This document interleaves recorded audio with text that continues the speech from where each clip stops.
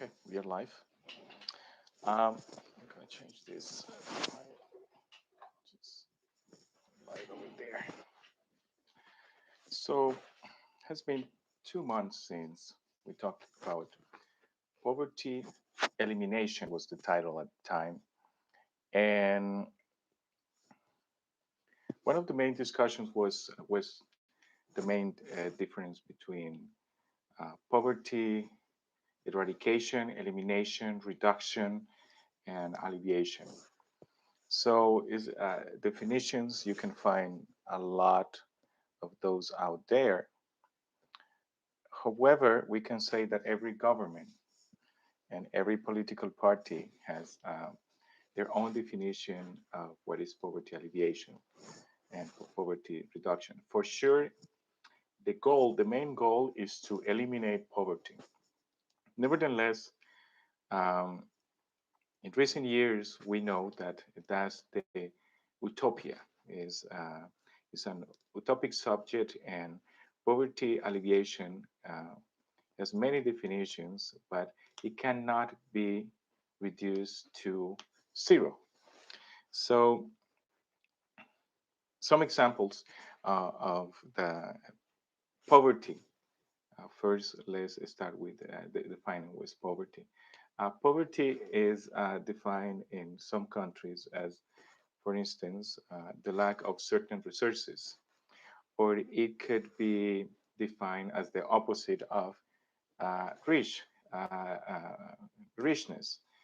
Um, it could be defined as um, a certain group of people who cannot access certain services.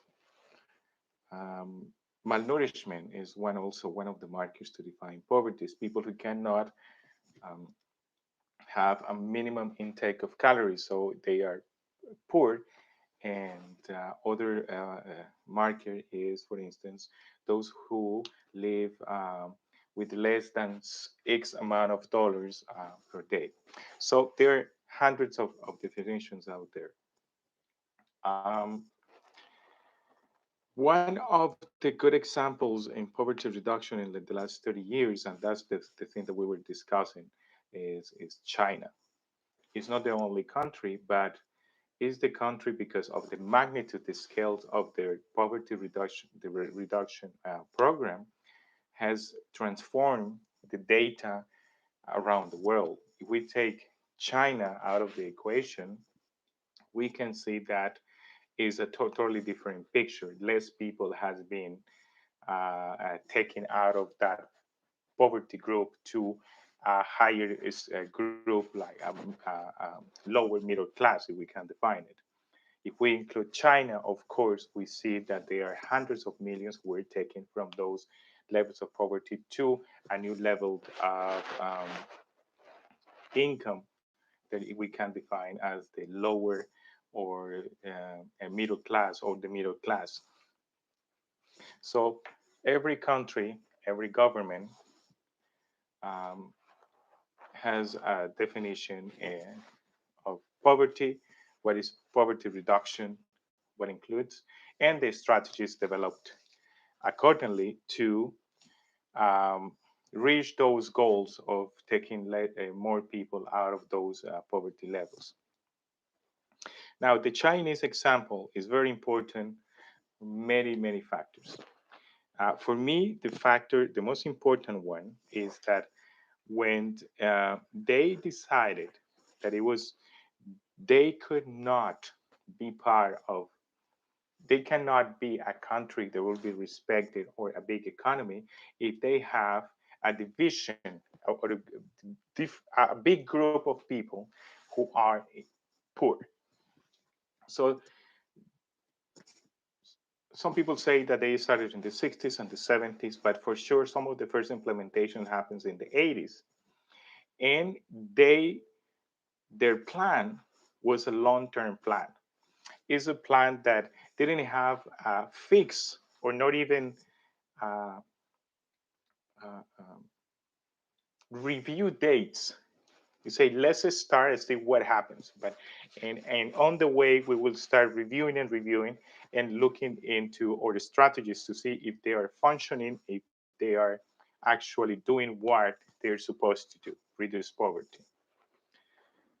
So the first now, after 30 years in some areas, 40 years or 50 years in some areas, we have seen that China have taken hundreds of million people, uh, uh, uh, 300, around 300 million people out of poverty. And one of the things, the first thing that they did that is logical is the first thing you do, but you see other countries and they kind of uh, jump over this first step is to define what is poverty and who are poor and where is the poor people in your country. So it is not a mystery that the first thing that China did was to define poverty. And to define poverty, there was a mixed combination of people who first they could not reach certain services.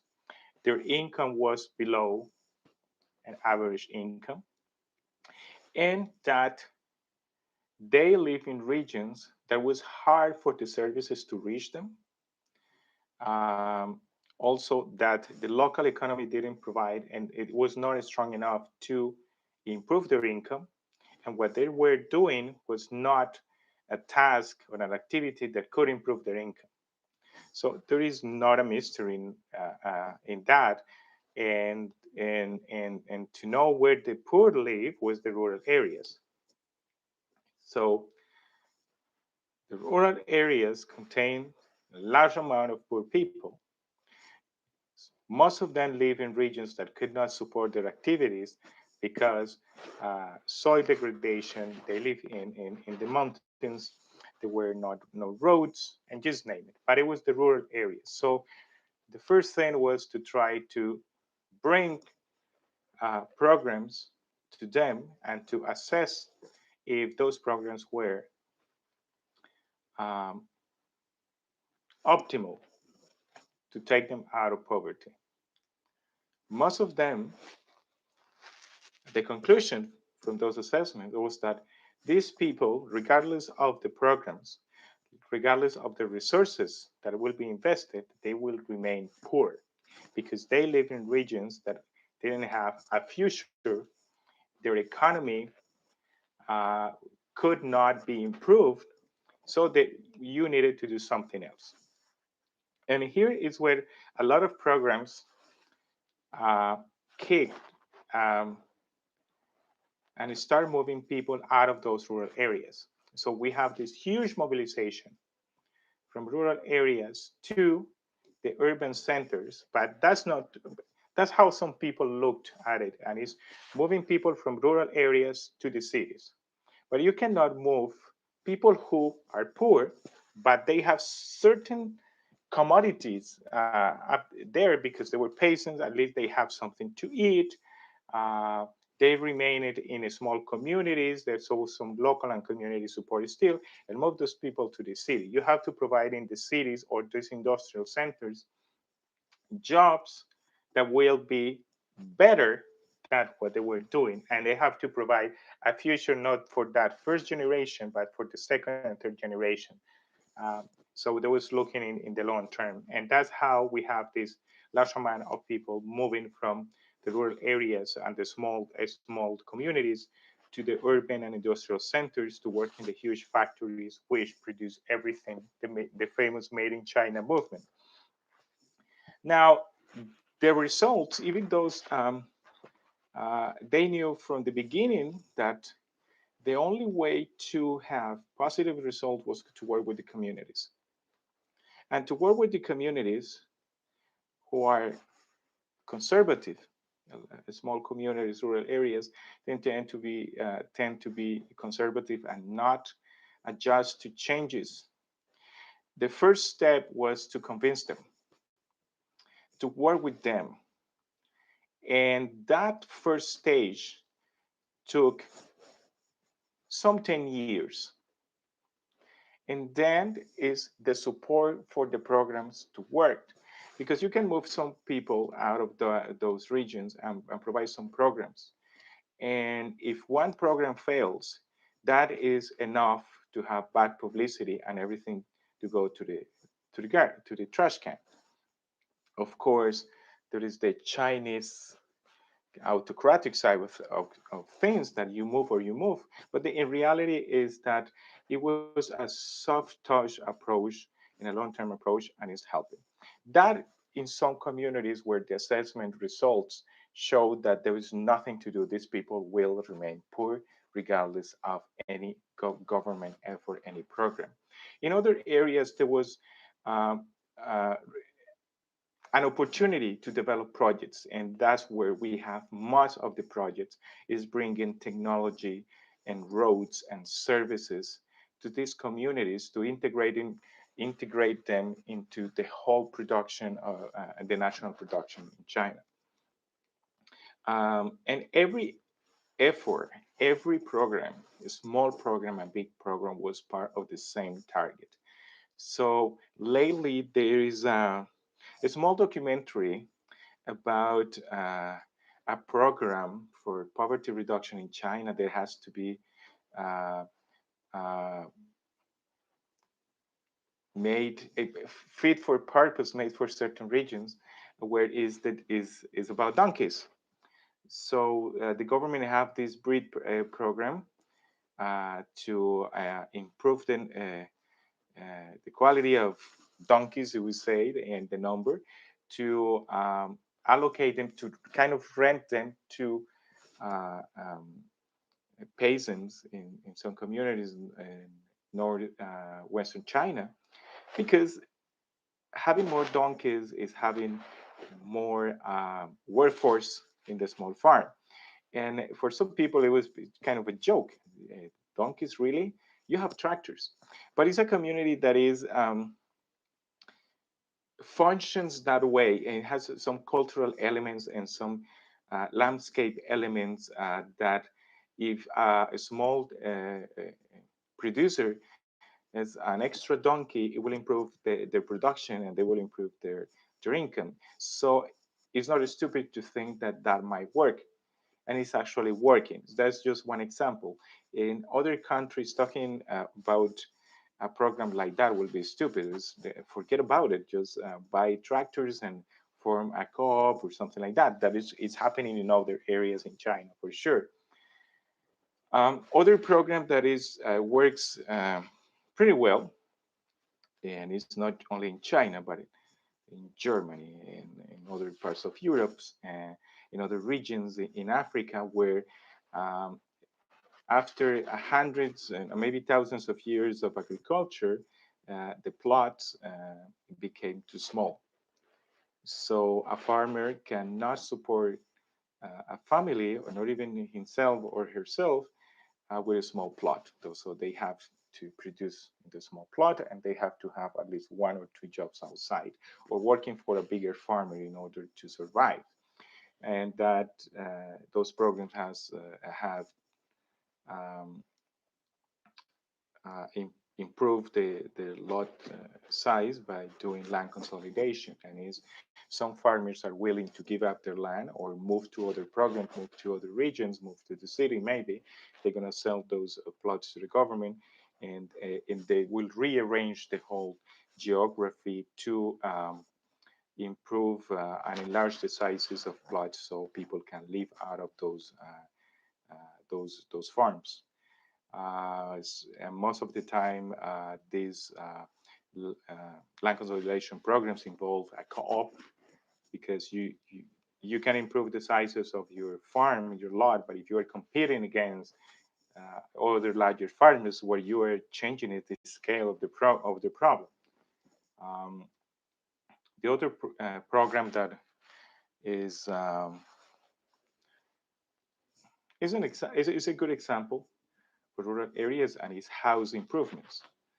Um, a lot of people in the mountains, where is live in really old houses with no electricity, no gas, of course, but at least they don't have electricity, and the shape of their houses is not in good conditions. So the programs, they have different arrays, and one is to build a small town, uh, small towns, communities to be built large buildings and move people, say a kind of an exchange. Don't live there, that's your farm, or that's the house in this small hamlet, and just move to this bigger town, and the state will provide housing. Is of course totally different in housing. In other small hamlets where they have certain number of houses of this type, they will improve the quality of the houses. It stays the same house, but they change the columns, they change roof, they bring electricity, they build roads, and all these programs are poverty eradication. So yes, China is not the only example, but it's the best example out there for sure. The scale, experience so far, the large portfolio of programs in rural areas, peri-urban, and urban areas. Because yes, of course, like we are in the 21st century, you also have poverty in the cities, in the big cities. People who move from the countryside mostly to, they cannot afford this more expensive housing in some areas, and they start building and building and building. And some of those they become just shack houses, and the living conditions in those areas are terrible. Um, so poverty elimination, eradication is the ultimate goal. It's an utopia, but it won't be achieved because it changes the scale of richness and poverty. It changes. It's so dynamic that you all the time will have uh, poor people, let's say, but when you want to reduce is the group, the amount of people living in that section, in that group, and move them to improve their lifestyle. What is something that fail in this in other countries, and even in China, some of the programs that fail is when you think about and you don't think that this is a long term. This is a marathon. This is not the 100 meters. Is a long effort. It takes a long time, and if you think you want results and even solutions for implemented in the short term, they're going to fail. The other one is that this is a national strategy. So it's a state strategy and not a government strategy, meaning that this cannot depend, all these programs for poverty alleviation and reduction cannot depend of a government, an elected government for 4 years that brings their ideas, because the next government will try to destroy they governments, they don't build on what is was built before, especially if they are for different parties. That's We have a lot of experience in that in every single democratic society. So this should be a state strategy that will stay there regardless of whoever is in the government there. And maybe that's one of the benefits in China, having just one party. But of course, this is an outlier, right? Um, so this is it's a stated strategy, is long-term implementation and resource allocation. Again, budgets, they depend on governments, and they run year to year in some areas, and the allocation to these programs should be fixed and should be sacred. It could be changed if at the moment that you uh, reduce economic resource allocation to any of the programs who is starting, kills it, and whoever is implementing, this is a program that has been implemented, this will kill it uh, forever. And the other thing is morale. People don't believe in those programs anymore, and they fail. People, they don't want to be part of that. Yeah, so that was it. Um, The strategies, the metrics. Well, that was the other point that we talk about, and it was about the metric. We say, okay, uh, we want to work, we want to start small. There is a small region. We have some budget. We can secure budgets for the next 5 years. That's the reality. Sometimes you have just secure your budget for maybe 3 years or 1 year. 1 year is impossible. 2 years, but let's say that we have 3 years or 5 years of budget. What to do? We want to work really hard and fast so we can implement poverty reduction programs. But of course, um, we have to find metrics and how to measure them. This every metric depends on the landscape you're working. Yes. Whether you take you want to define the target or find the target population. So you start by who is poor, no, what is poverty here, and who is poor, and where is that poor, and how do you measure that? So there is not one set of metrics to measure this. Services is a good one. Income is a good one. But if um, then developing countries, you have the two landscape when you can find the poor of rural areas is number one, 100%. If you are a country where you have indigenous reserve, you can go to an indigenous reserve, especially if these indigenous reserves are rural, that 99.9% of those reserves are rural, you're going to find a poverty there. And you can develop metrics for them. They don't have access to uh, services, uh, calorie intake, all those or those programs are there.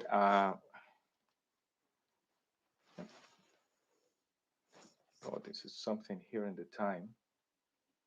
You're supposed to do it here because you don't have time. Okay.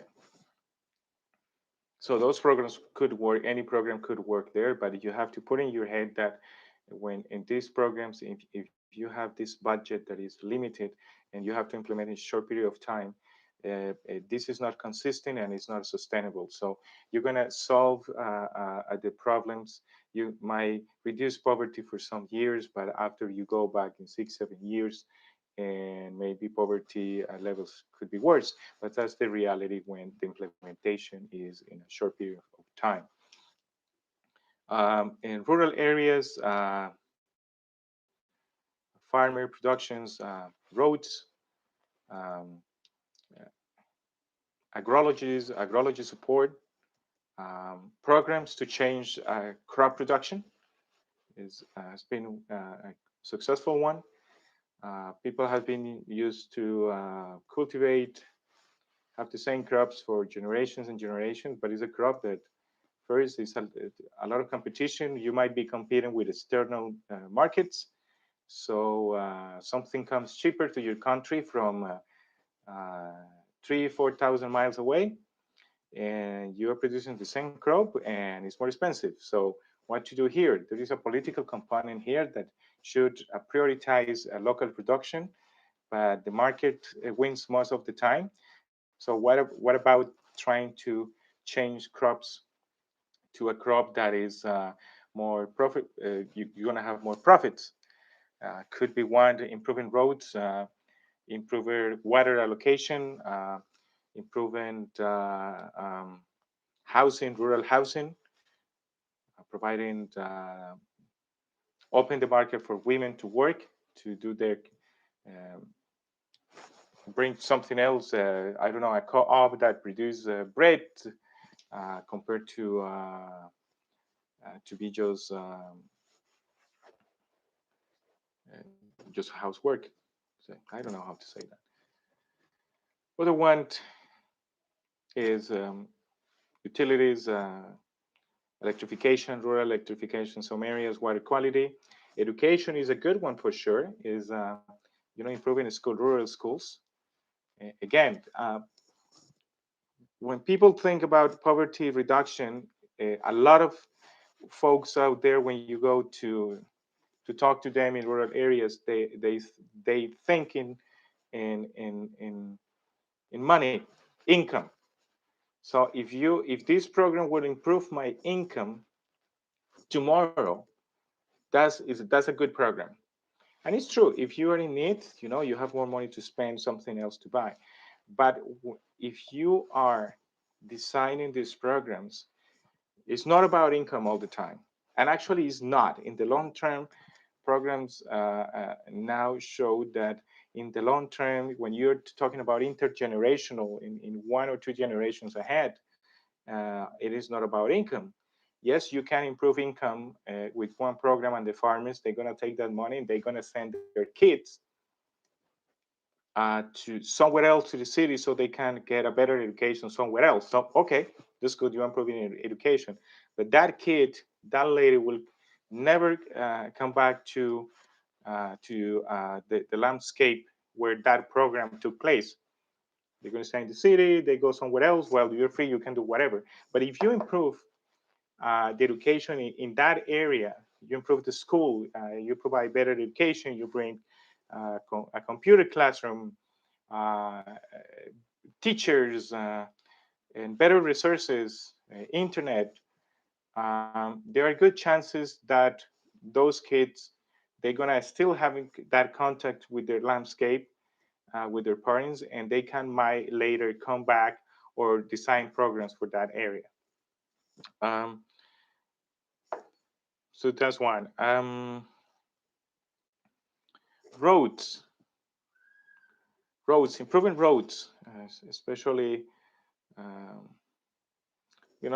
different countries, they grade their roads, so they are the number ones, so level ones, that they are, in some areas they are the big highways, and level 5 is the rural small dirt roads somewhere else. Other ones, they do the opposite. Number 5 is the highway, number 1 is the trail. um, that It depends. First is the assessment of the communication network in the area, if there is enough roads, where and they have to do the assessment for the roads during the summer and the winter, because in the rural areas in developing countries, the problem is the winter. During the winter, the roads they don't have a good embankment, and they are just mud. So during the winter time, everything gets more expensive. Everything takes longer. So in some areas, you have to just um, build a network based on the one main road, and what is best. Do you improve the main road so all the small roads go to that uh, main road where the farmers can get the product to market, or you do both? Uh, you improve the tributary roads, and then the main road, or what? This is based on assessment, but now the outcomes uh, show that improving the roads um, for winter, to get it ready for the winter season, for the rainy season, is one of the most important things. So allowing resources at the end of the summer to go and fix it, or having a better drainage, so the water doesn't stay, and that doesn't create ponds. It will improve the quality of life of certain areas during the rainy season and during the summer season as well. Um, on the other hand, you can is you have during the summertime that you have drought, is too dry, and so you have to create ponds or dugouts for water availability. And there are many programs that they are connected. I know an example that they have both problems. So during the winter time, the road was hell, and during the summertime, it was too dry. So say, okay, let's improve this main road, but at the same time, let's create dugouts. So normally, when you're building a road, you're improving. You're gonna find your clay or your dirt close to the road, so you're gonna save money in transportation and moving that dirt. you're piling up. So all your dugouts are around or beside the road. But in some cases, let's play this safe. Where we need to improve this road, we need dirt, we need to dugouts, but where? So okay, we need dugouts in this area so we can connect all farms. They have some water reserves during the summertime. Well, it's far away. Okay, what is the cost benefit? For sure, for poverty alleviation, is it worth the effort to spend the money, just providing both two things at the same time. Well, that's more or less that's a little bit of what we talk. Um, there are hundreds of thousands of resources out there. Um, Actual projects, and now they can see the results and they have good metrics. They go to the dollar, and also uh, do not look into only the success of some programs, and try to find independent resources, because if you find only government research, especially government um, summaries of these projects in developing countries, especially in Latin America and some countries in Africa, everything is beautiful. This is what we did in the last 3 years, poverty alleviation. You need to see programs that have been there for at least 10 years and from independent resources. And look at failures. Those are the ones that are really important, because some projects just fail because the planners they didn't account for cultural differences, right? Uh, building, there are a lot of examples in education in Africa where they built good schools, and NGOs were running these schools with the intention of bringing all the community to the classroom, boys and girls. And because girls were not allowed to go to school, they have a lot of issues, and they fought really hard. It takes a lot of time to change cultural behavior. So they don't account for that. And what that happens is there were other strategies that might not provide education for girls in 1 or 2 years from now, but it would help to pave the road for the next generation to go to school, doing some projects for empowerment, stuff like that. So that's it. It's kind of messy, and I know is doing this in English is kind of hard, but voila. So great night. And for those who are attending uh, the TUM Land Management Conference, it's on Wednesdays at 12 at noon Berlin time. So for those in the West Coast, in Canada and the US, it's 3 in the morning.